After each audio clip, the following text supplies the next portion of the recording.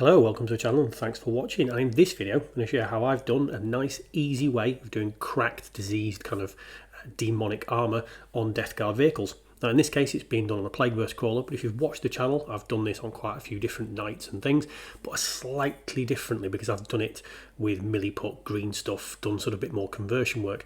With this model, plague burst crawler, it's got quite a lot of the nice demonic bits on it anyway, so really pared down the method and made a really nice simple effect. So we'll see that in a minute.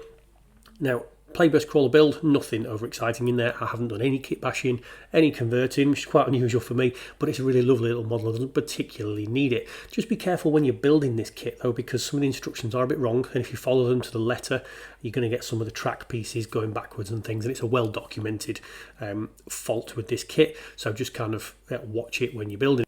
In terms of weapon fit, this will be a great kit to magnetise because the weapons that go on the side sponsons and the front will be really easy for it. Now I haven't done that, but I've been doing that quite a lot on the channel, so you can check that out.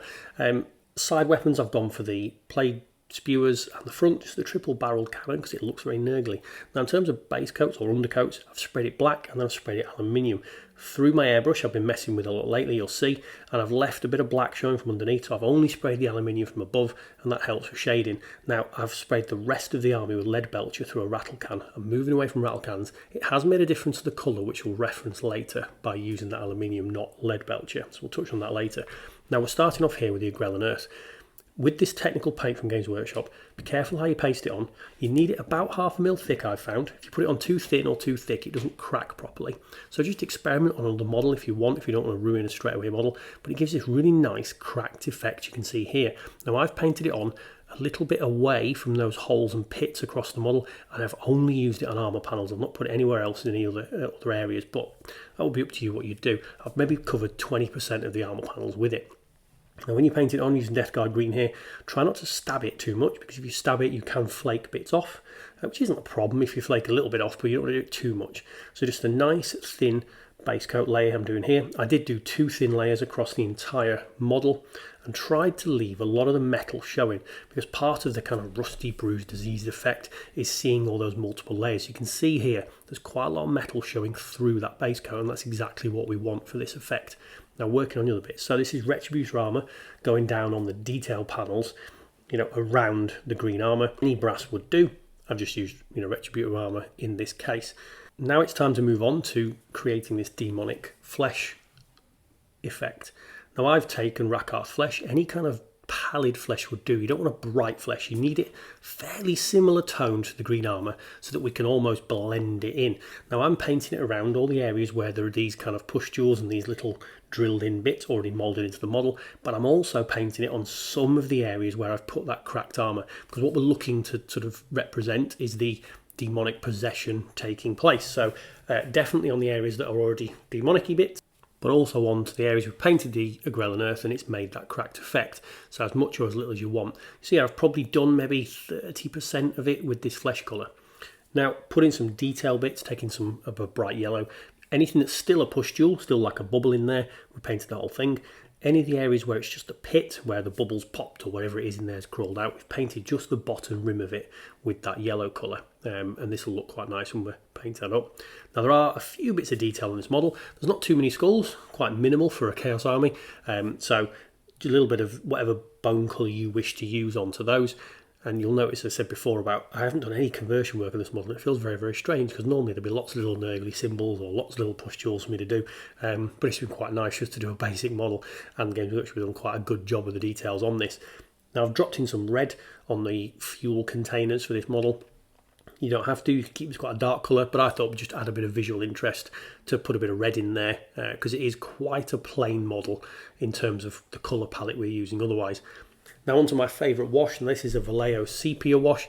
I've used this on every single Death Guard model. I particularly love it, it gives a nice dirty effect. Any wash would do, but I would try and avoid the pinky tones and that kind of thing, because that would sort of brighten it up rather than darken it down, and that's a different effect on the metal. But whatever you want to do, obviously if you've decided that's the wash you're going to use for your whole army, great, do the same thing. Now I'm not being super neat when I'm putting this wash on. I am letting it pool in areas, and I am letting it, you see here when it's dried, give some sort of thick brown effect on certain patches. Now normally if you're putting a wash on, if you saw it pool up, you would maybe take that off to try and make it consistent. But for the effect on Death Guard in this particular paint scheme, we want some of those areas to have a little bit of thicker brown.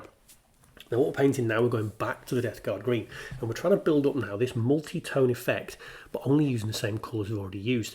I'll show you the wet palette in a minute, you'll see how thin this is going on, but this is quite watered down Death Guard green. Now with it being watered down, you could put one layer over a certain patch, you could run the brush over 2 or 3 times, you see here, and it gives a kind of muted, opaque effect on the model. Now I'm showing you from the palette there, and when I paint it first on the raised areas, I put it a little bit thick, because that's the thicker rather, because that's the area where the light would hit. But you can see when I'm dragging it onto the flat panel, it's almost like I'm using a wash. And you'll see I've painted it over that whole panel, but you can still very vividly see that dark brown area, and you can see also the effect it's had on the areas where there's not as much wash. And then I go back over the areas that I want to be slightly lighter than those others. So we're kind of half washing, half painting here. It's not to the consistency of a wash, but it's also more watery than you would normally use for the paint. That's a weird technique to mess with. Works very well with wet palettes. Have a play, have an experiment, and it is kind of halfway between washing and painting, and that's the best way I can describe it. Looking close at the palette there, you can see the watery consistency that this flesh has generated overnight on the palette. Now I did add a little bit of extra water back in on top of that paint, but the wet palette does a lot of the work for you. Don't do this painting straight from the pot or from a dry palette, because you'll be putting this paint on too thick and almost ruining that impact.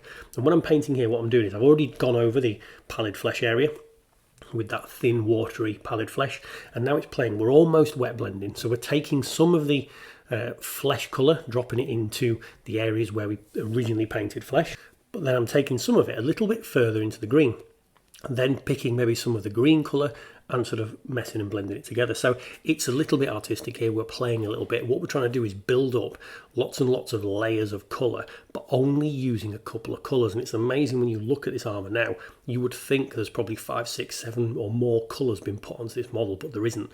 Now one thing about using quite watery colours for this, if you make a mistake, just grab a bit of sponge or anything and just quickly rub it off the model, and you can just kind of play in that sense. I didn't spend a huge amount of time on these armour panels, one thing to add. You know, this is not massively time consuming.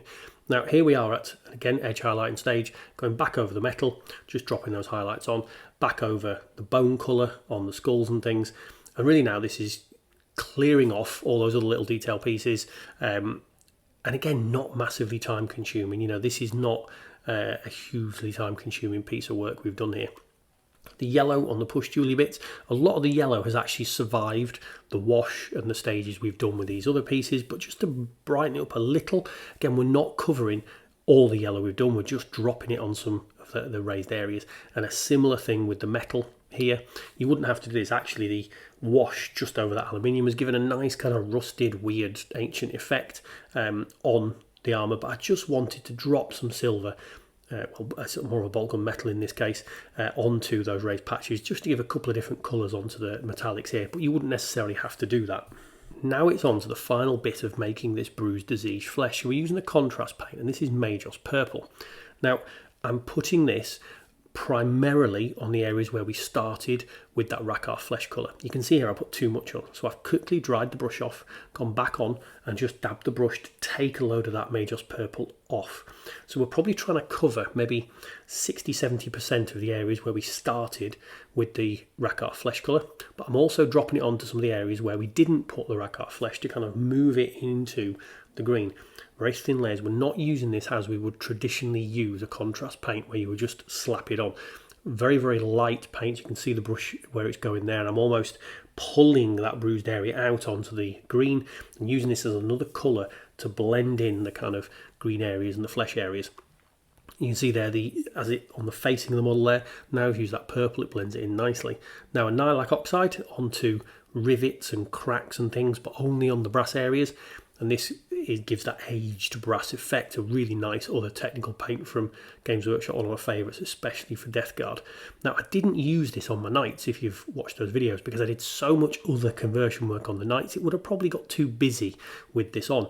But because we've not done all those moulded on pustules and things on this, we've just used the base model, it definitely works using it on this model.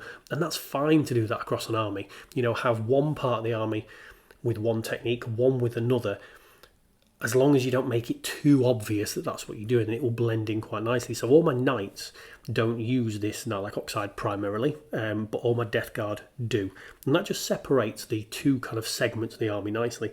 And talking about that aluminium undercoat before, I said it gave a slightly different effect, and it has. So the green and things on this model is slightly different in the end effect to the ones I've base coated with lead belcher, but it doesn't stand out too much, and that's fine. Now, if you're going to do 5 or 6 different base coat starts, you know, aluminium on one and a mithril silver on another, it would start looking a bit weird, but 1 or 2 different base coat layers, not a problem. Now, the Nurgles Rot is your friend in Death Guard, one of the best paints that Workshop do in my opinion, obviously particularly for Death Guard, and we're dropping this onto all the areas where we've got those yellowy pustules and the pits and things built into the armour, and just having it running down from it, drop some of it onto the cracks in the brass, and it's a beautiful paint to use, and that is the scheme. So there we are, quick, fairly easy. I probably spent on this model in total maybe 10 hours over the course of a week or so, so it's not a massively complicated scheme to do. Definitely takes a bit of practice. You know, the way I'm doing the watery layers after we've done the base coats definitely takes a little bit of practice, but you know, keep practicing with it. The beauty of Nurgle and Death Guard in particular, if you mess up, it just looks more nurgly. So look, I hope you enjoyed that. If you did, like, comment, subscribe. Check me out on Instagram and Facebook, and I will see you in another video.